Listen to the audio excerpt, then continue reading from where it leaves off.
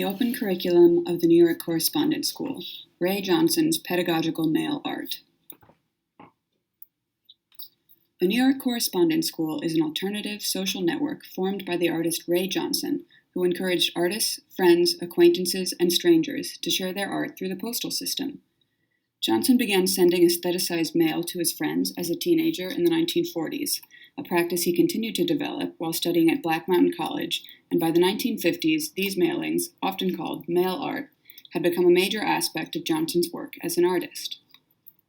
In 1962, Ed Plunkett, one of Johnson's correspondents, named the international network of participants the New York Correspondence School, a play on the New York School of Abstract Expressionist painters. Johnson's mailings to the New York Correspondence School turned forms of communication and education into artistic media, in personal letters, mass-produced flyers, absurd packages, and everything in between. While a multiplicity of recurring images and references appear in Johnson's work, from animals such as his trademark bunny head to pop stars and pop artists, the educational themes are crucial to understanding the New York Correspondence School as a network critical of the larger commercialized art world. Johnson re-educated his correspondents with mailings such as his brief histories and how to draw instructions, which destabilized traditional definitions of art and education.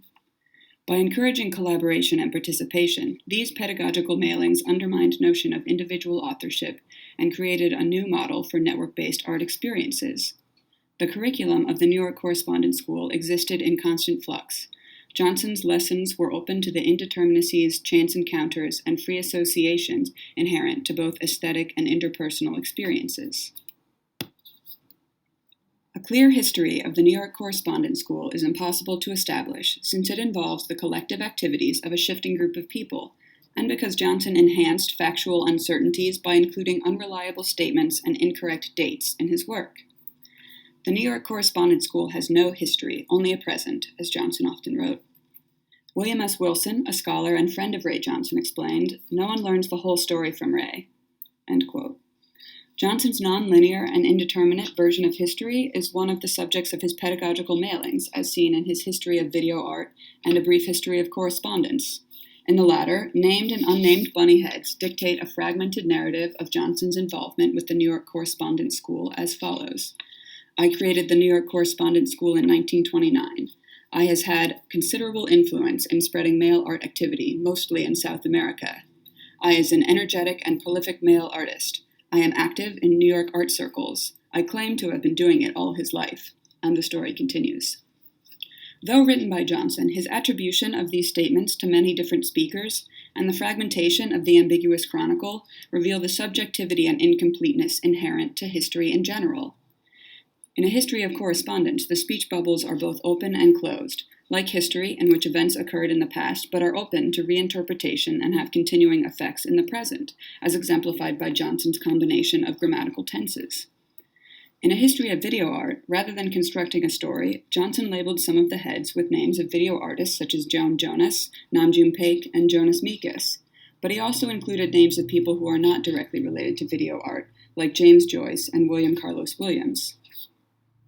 Johnson's histories reveal the porous and fragmented nature of history, which is filled with innumerable relationships, disjointed information, and incomplete narratives leading to multiple interpretations in constantly shifting contexts.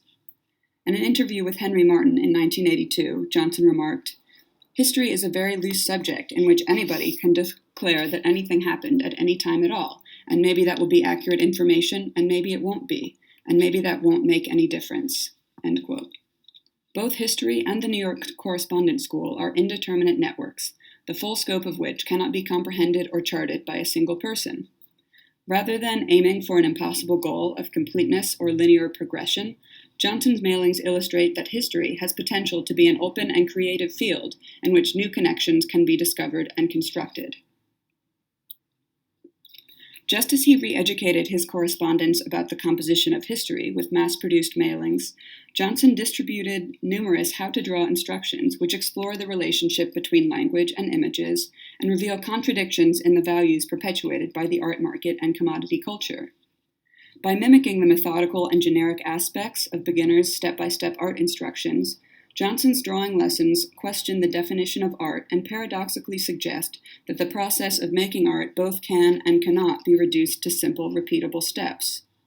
Further complicating notions of being, definitions, and meanings, these drawings also explore relations between literal and figurative uses of language and images. How to draw a daisy is not an illustration of a flower, and how to draw a knuckle sandwich renders the subject literally rather than the common figurative connotation of a punch to the mouth. How to draw a tender button twists the figurative and literal into a pun on a literary subject, the title of Gertrude Stein's 1914 collection of poems, Tender Buttons. In addition to playing with the relation between language and images, these ostensibly simple drawing instructions destabilize the opposition between the unique production of an original work of art and the reproduction of multiple copies by conflating seemingly opposed methods of production.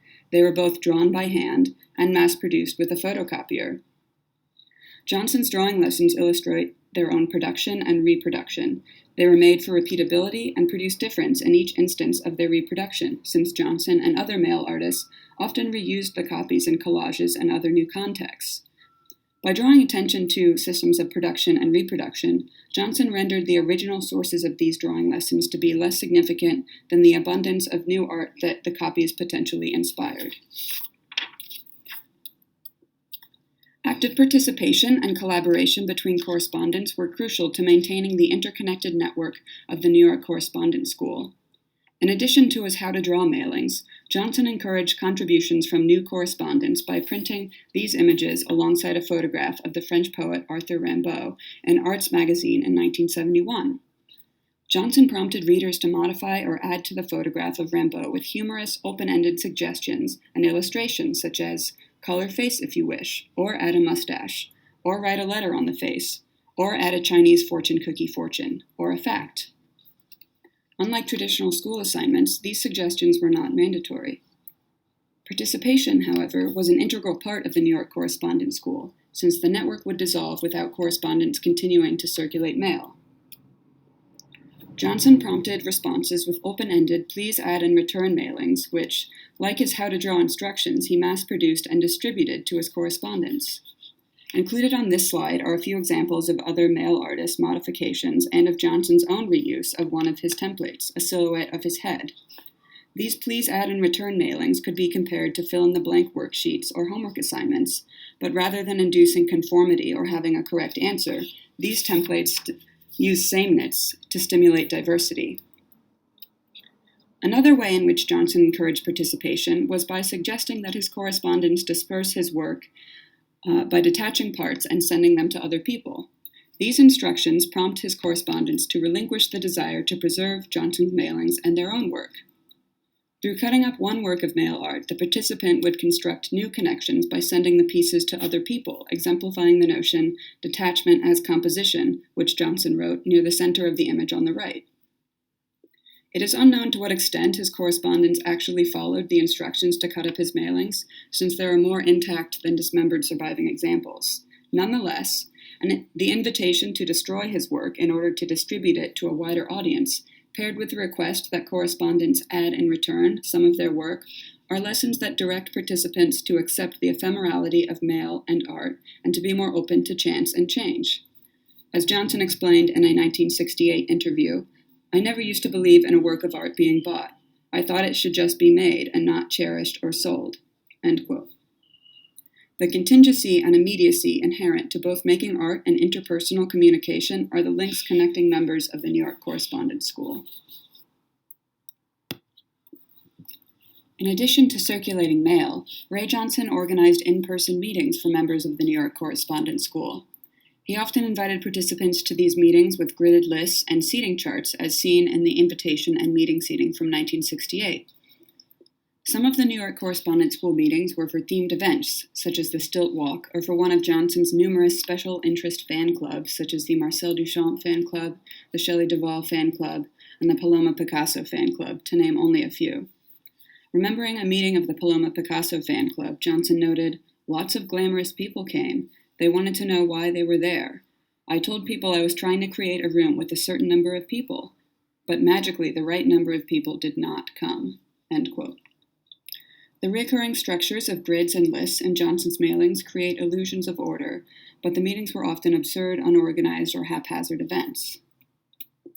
Unlike traditional class meetings, in which an instructor is prepared with a lesson plan and clear objectives, the New York Correspondence School meetings generally lacked such goal-oriented agendas, and Johnson allowed events to unfold spontaneously. Describing his performances in meetings, Johnson explained, "I begin with no plan, I face the void, I play, I do nothing," end quote. He showed that free play and chance could disrupt the rigidity of ordered systems and that coherence and completeness should not be goals of endeavors related to education or art. Some of Johnson's mailings took the form of books, a medium he used from the 1950s when he made editions of small self-promotional pamphlets to the 1990s, during which he made several unique books, some of which he sent to Clive Philpott, the librarian at the Museum of Modern Art, in order to bypass the museum's accessions process, but still be included in the collection. One of Johnson's most significant books, A Book About Death, consists of 13 unbound pages, which he printed and mailed out at random between 1963 and 1965. No one was supposed to receive a complete edition, so the book would remain open, unstructured, and incomplete. While 2 of the pages include text related to the tragic death of a child, the larger collection of images and themes, from postage stamps, snakes, and cigar bands to scissors, binoculars, and Mickey Mouse, do not cohere into a single or clear statement about death. The images prompt re-examination and contemplation about the various indirect and abstract possible ways in which the themes can be read in relation to death. Each new interpretation is just as probable and improbable as another. The incompleteness of every reading is built into the physically unbound structure of the book. William S. Wilson, one of Johnson's closest friends, wrote, "For Ray, the book about death must remain an open work, lest an event of dying close a book on life. A closed book is death, or is an image of death, while the book about death is an open book. One theme of this unfinished book about death is that death does not close, death opens," end quote. Johnson took his own life in 1995 at age 67, and the prevalence of references to death in his work suggests that he frequently contemplated connections between his art, life, and death. Perhaps the network of male artists with whom he corresponded acted as a support, providing Johnson with a constant flow of new art bound with new ways of understanding life. The New York Correspondence School lives on, as old and new male artists continue to use the postal system and now email, message boards, blogs, and the array of social media available on the internet as both accessible methods of circulation and as an alternative to institutional exhibition spaces. Johnson's mailings prompted participation and collaboration to form a community in which people share open-ended art that advances a different kind of being together through being apart, whether in different neighborhoods or different countries. The random associations and enigmatic references in his messages are often difficult to decode, which renders his work indeterminate and open to numerous readings and rereadings. His pedagogical mailings destabilize conventional notions of art, art history, and socialization to cultivate more open modes of thought and free-flowing experience. Adapting the format of a multiple-choice quiz, Johnson simultaneously questioned and answered. Mail art is not a square, a rectangle, or a photo, or a book, or a slide. It is a river. Thank you.